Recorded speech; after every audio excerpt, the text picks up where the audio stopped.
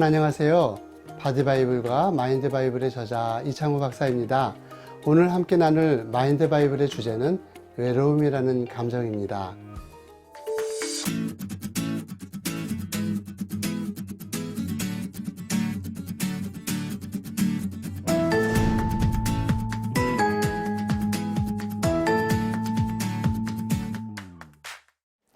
우리는 흔히 외로울 때 옆구리가 시리다 라는 말씀을 하시죠. 외롭다는 말을 돌려서 춥다라고도 합니다. 그렇다면 정말 외로우면 추울까요? 외로움은 우리를 위축시킵니다. 외로움은 사람들을 겉보기에도 잔뜩 움츠러든 모습입니다. 외로움이라는 감정이 우리 몸에 어떤 영향을 미치는지 여러 측면에서 살펴보도록 하겠습니다. 외로우면 추울까요? 여기 흥미로운 연구가 있는데요. 캐나다 토론토 대학의 한 심리학 연구팀에서 2008년 이 명제를 가지고 실험을 진행한 적이 있습니다. 그들은 대학생 65명을 두 그룹으로 나눠서 각각 다른 상상을 하도록 지시를 했습니다. A그룹의 피험자들에게는 나는 이 세상에서 소외된 사람이야, 나는 고립되어 있다 라는 생각을 하게 했고요. B그룹 사람들에게는 나는 사회에 적응을 잘하는 사람이고 외로운 사람이 아니야 라고 생각하게 했습니다. 이 두 그룹을 같은 방에 모이도록 한 뒤에 피험자들에게 당신이 이 방안을 느끼는 그 온도는 몇 도나 되는가 라는 질문을 던졌습니다. 피험자들의 대답은 12도에서 40도까지 제각각이었습니다. 흥미로운 점은 나는 고립되고 외롭다 라고 생각한 A그룹의 피험자들이 B그룹의 그 피험자들에 비해서 방의 온도를 확연히 낮게 느꼈다는 사실입니다. 이번에는 피험자들에게 공을 주고받는 그런 온라인 게임을 하게 됐는데 이때 A그룹에게는 공을 주고받는 게임을 하게 하고요. 또 B그룹에게는 혼자서 공을 던지고 받는 게임을 하게 했습니다. 일정 시간이 흐른 뒤에 두 그룹 앞에 따뜻한 커피, 수프, 사과, 크래커, 콜라 이런 것들을 놓아두고 원하는 것을 고르게 했습니다. 그 결과 음식을 선택하는 데 있어서 그룹 구성원들 간에 일련의 공통점이 발견되었습니다. 다른 사람과 공을 주고받았던 A그룹은 시원한 음료를 선택했고요. 혼자 공놀이 게임을 했던 그 B그룹들은 따뜻한 커피나 뜨거운 수프를 선호하는 것이었습니다. 이 실험 결과를 통해서 우리가 유추할 수 있는 점은 외로운 사람들은 활동과 행동이 위축되는 경향이 있다는 사실이죠. 몸이 움츠러들고 위축되면 우리 몸은 자연스럽게 춥다 라고 이렇게 느끼게 됩니다. 그렇게 위축된 생활 방식이 반복되면 몸의 신진대사가 능력을 저하시키는 결과를 가져오게 되는 것이죠. 외로움이 우리 몸에 미치는 영향은 그저 으스스한 그 추위나 느껴지게 하는 그런 신진대사를 저하시키는 정도에서 끝나지 않습니다. 미국 그 플로리다 주에서 50세 이상의 그 사람들 12,030명을 대상으로 외로움이 인간의 질병에 미치는 영향에 대해 연구를 진행하였습니다. 그 결과 외로움의 영향을 가장 많이 받는 질환으로 치매가 단연 1위를 차지했는데요.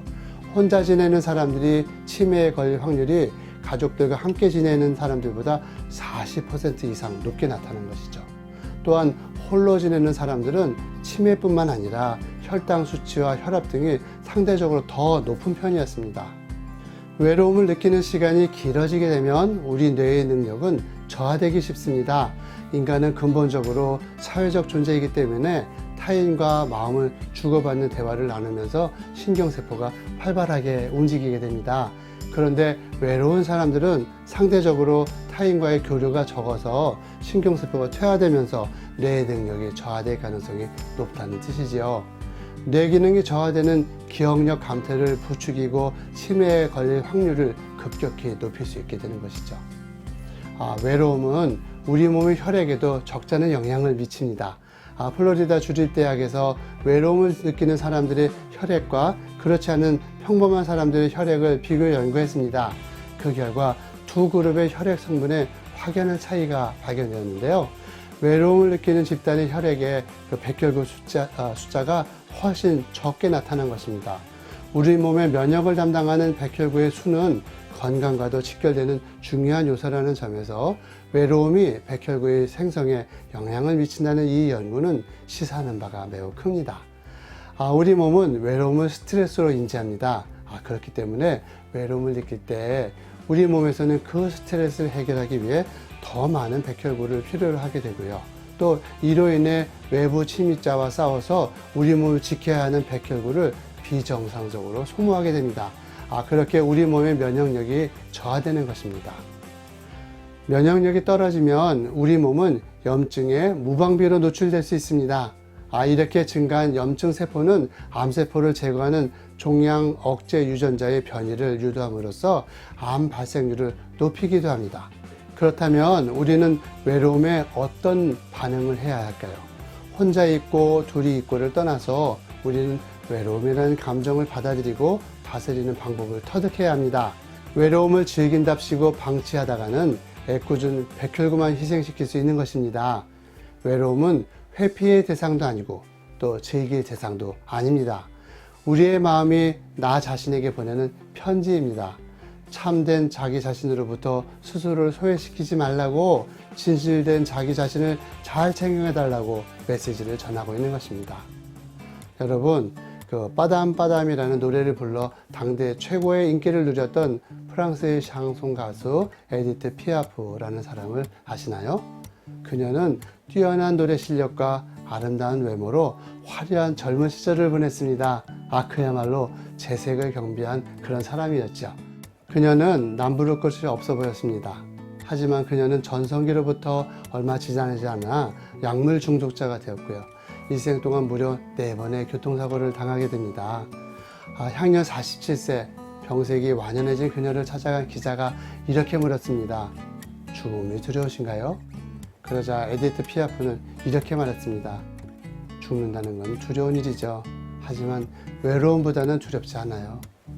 이 한마디에 사람들은 일평생 그녀가 얼마나 외로운 삶을 살아왔는지 어렴풋이 짐작할 수 있었고요. 그녀의 한마디는 많은 이들의 연민을 샀습니다. 에디트 피아프가 세상을 떠난 후 60년이 흐른 2022년, 세계는 외로움이 더 이상 개인적인 문제가 아니라 사회적이고 국가적인 문제라는 데 동의하고 있습니다. 한 예로 2017년 영국 정부는 외로움을 담당하는 정부 부처를 신설하고요. 트레이시 크라우치라는 그런 여성 장관을 임명하였습니다. 뒤이어 영국은 자살을 예방하기 위한 신생 부서까지 설립하는 등 외로움에 대한 국가적으로 대처하기 위해서 노력을 전적으로 기울이고 있습니다. 영국이 외로움과 자살을 담당하는 부서를 신설하는 데는 까닭이 있습니다. 영국의 75세 이상 노령 인구의 절반은 독거노인이시고요. 약 900만 명의 사람들이 일주일에 한 번도 타인과 대화를 하지 못한 채 지독한 외로움 속에 살고 있다는 것이 현실이었기 때문이죠. 외로움이라는 감정에 생리학적으로 접근한 한 연구팀은 외로움이 하루에 담배 15개를 피는 것보다 몸에 더 해롭다라는 그런 충격적인 결과를 발표하기도 했습니다. 그렇다면 우리나라의 현실은 어떨까요? 한국 리서치에서 19세 이상 성인 1000명을 대상으로 설문조사를 진행한 결과 한 달 동안 상시적으로 외로움을 느끼거나 수시로 외로움을 느낀다고 대답한 사람들이 전체의 약 4분의 1로 나타났다고 합니다. 우리나라도 예외 없이 외로움 공화국이라는 반열에 들어섰다는 것을 의미하죠. 그렇다면 우리가 여기에서 짚고 넘어가야 할 사실이 있습니다. 외로움이라고 하는 감정을 어떻게 바라보고 어떻게 받아들일까 하는 그런 문제죠. 우리는 대부분 외로움을 오해하고 있습니다.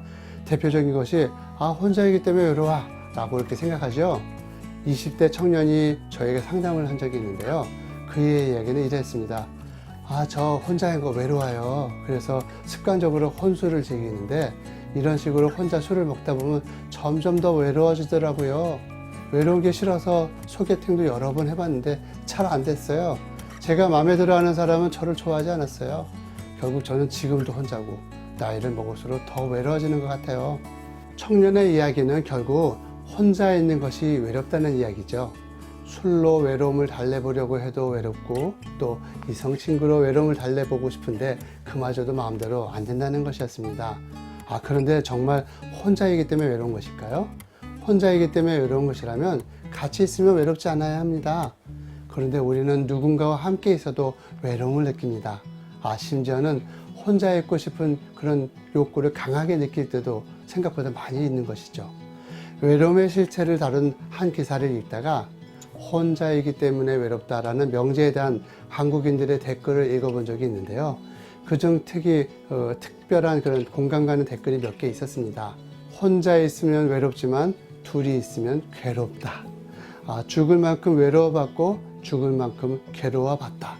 그러나 괴로운 것보다는 외로운 것이 훨씬 낫다. 외로움은 사치일 뿐이다. 또 둘이 있어도 외롭고 혼자 있어도 외롭고 모임에 가도 외롭다. 이 댓글들이 입을 모아 말하는 것이 무엇이죠? 결국 외로움의 이유는 혼자이기 때문이 아니라는 것입니다. 그렇다면 도대체 왜 외로움을 느끼는 것일까요? 저는 한 설문조사를 통해서 그 답에 대한 힌트를 얻을 수 있었습니다. 그 설문조사는 연령대별로 외로움을 느끼는 정도를 분석한 것이었는데 결과가 아주 이색적이었습니다. 간략하게 정리하자면 20대 참가자 중에서 약 40%가 외로움을 느끼는 것으로 나타났고요.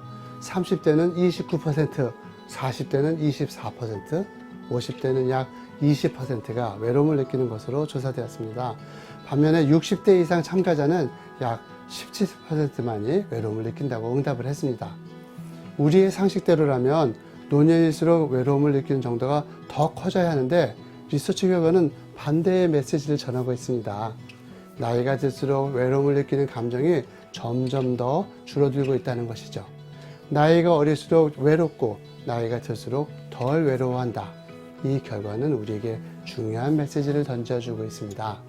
10대와 20대 청년 시기에는 자나 깨나 공부와 취업을 위해 몸부림치는 시기입니다. 그러다가 30대, 40대가 되면 가정을 꾸리고 안정을 얻기 위해 전력 질주합니다. 50대를 넘어서면 어떻습니까? 그때부터 서서히 자기를 돌아볼 여유를 가지게 됩니다. 살아오면서 얻은 것이 무엇이고 잃은 것은 무엇인가? 나는 이대로 사회의 부속품처럼 살다가 버려지는 것이 아닌가? 나의 참된 모습이 무엇일까? 나이를 먹으면서 사람들은 잃어버렸던 또는 혹은 잊고 살았던 자신의 모습을 돌아보게 되죠. 그렇습니다. 우리는 나이가 들면서 조금씩 나 자신에 대해서 진지하고 깊은 성찰을 하게 됩니다. 자기 자신에 대한 진지한 성찰, 자기 자신을 찾으려고 하는 노력, 바로 그것이 외로움을 느끼되 외로움을 극복하는 방법인 것입니다.